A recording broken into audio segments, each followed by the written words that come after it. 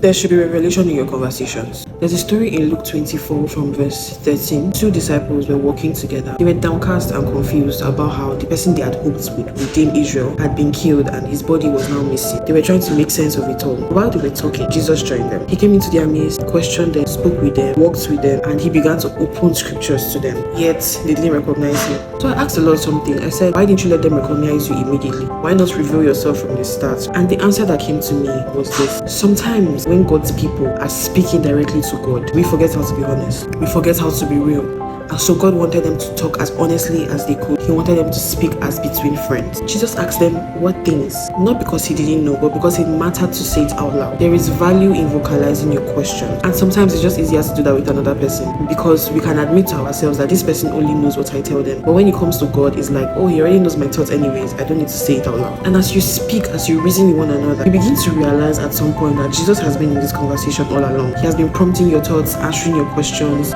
opening scriptures in real time. What's even more beautiful is this. They weren't one of the most important disciples. They weren't James or John or Peter. They were ordinary men, ordinary followers of Jesus trying to understand God's work. Ordinary believers like you and me. So don't despise your believing friends. Hold your conversations with them as sacred ground because it is. Instead of using conversations only to complain, gossip, let us learn to use our conversations with each other to ponder faith, holiness and hormones, the workplace altar, everyday obedience, Christianity in the home. Invite Jesus into conversations that you don't know how to pray about by talking them through together with another Christian. Make we even see road for this Christianity safe.